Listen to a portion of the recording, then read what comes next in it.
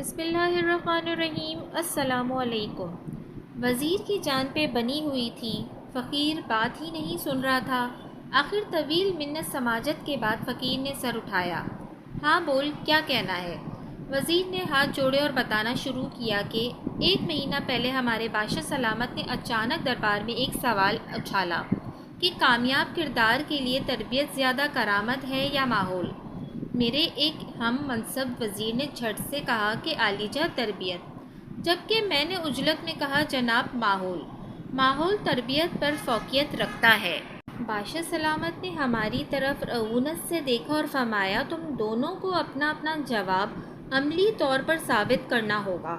جو ثابت نہ کر سکا اس کا سر قلم کر دیا جائے گا اور اس کے لیے ہمیں 1 ماہ کی مہلت دے دی۔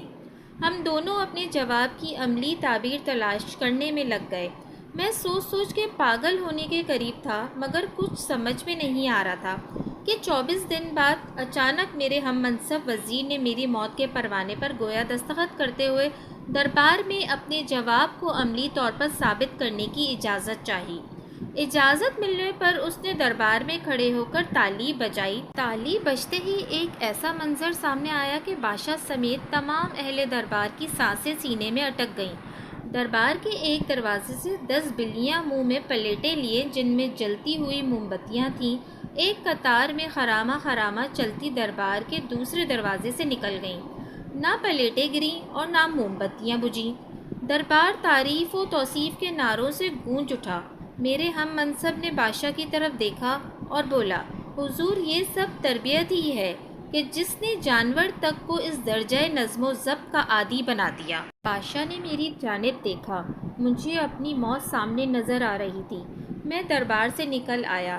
تبھی ایک شخص نے آپ کا نام لیا کہ میرے مسئلے کا حل آپ کے پاس ہی ہو سکتا ہے۔ میں 2 دن کی مسافت کے بعد یہاں پہنچا ہوں۔ دی گئی مدت میں سے 4 دن باقی ہیں۔ اب میرا فیصلہ آپ کے ہاتھ میں ہے۔ فقیر نے سر جھکایا اور آہستہ سے بولا، واپس جاؤ اور بادشاہ سے کہو کہ 30ویں دن تم بھرے دربار میں ماحول کی افادیت ثابت کرو گے۔ مگر میں تو یہ کبھی نہ کر سکوں گا، وزیر نے لاچارگی سے کہا۔ آخری دن میں خود دربار میں آؤں گا، فقیر نے سر جھکاتے ہوئے کہا۔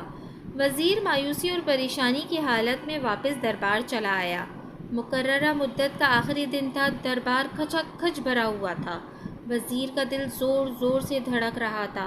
سب کی نظریں بار بار دروازے کی طرف اٹھتی تھیں کہ اچانک ایک مفلوق الحال سا شخص اپنا مختصر سامان کا تھیلا اٹھائے دربار میں داخل ہوا۔ بادشاہ کی طرف دیکھا اور بولا، وقت کم ہے، میں نے واپس جانا ہے۔ اس وزیر سے کہو تربیت کی افادیت کا ثبوت دوبارہ پیش کرے۔ تھوڑی دیر بعد ہی دوسرے وزیر نے تالی بجائی اور دوبارہ وہی منظر پلٹا۔ دربار کے دروازے سے 10 بلیاں اسی کیفیت میں چلتی ہوئی سامنے والے دروازے کی طرف بڑھنے لگیں۔ سارا مجمع سانس روکے منظر دیکھ رہا تھا۔ وزیر نے امید بھری نگاہوں سے فقیر کی طرف دیکھا۔ جب بلیاں عین دربار کے درمیان پہنچی تو فقیر آگے بڑھا اور ان کے درمیان جا کے اپنا تھیلا الٹ دیا۔ تھیلے میں سے موٹے تازے چوہے نکلے اور دربار میں ادھر ادھر بھاگنے لگے۔ بلیوں کی نظر جیسے ہی چوہوں پر پڑی، انہوں نے منہ کھول دیے۔ پلیٹیں اور موم بتیاں دربار میں بکھر گئیں۔ ہر طرف بھگدڑ مچ گئی۔ بلیاں چوہوں کے پیچھے لوگوں کی جھولیوں میں گھسنے لگیں۔ لوگ کرسیوں پر اچھلنے لگے۔ دربار کا سارا نظام درہم برہم ہو گیا۔ فقیر نے بادشاہ کی طرف دیکھا، بولا، آپ کسی جنس کی جیسی بھی اچھی تربیت کر لیں، اگر اس کے ساتھ اسے اچھا ماحول فراہم نہیں کریں گے تو تربیت کہیں نہ کہیں اپنا اثر کھو دے گی۔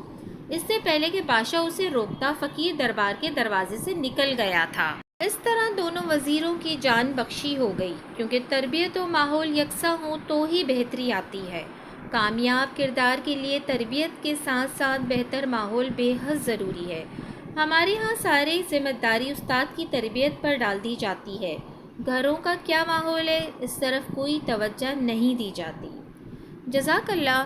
اگر آپ کو میری یہ ویڈیو پسند آئی ہے تو پلیز میرے چینل کو سبسکرائب کرنا نہ بھولیے گا۔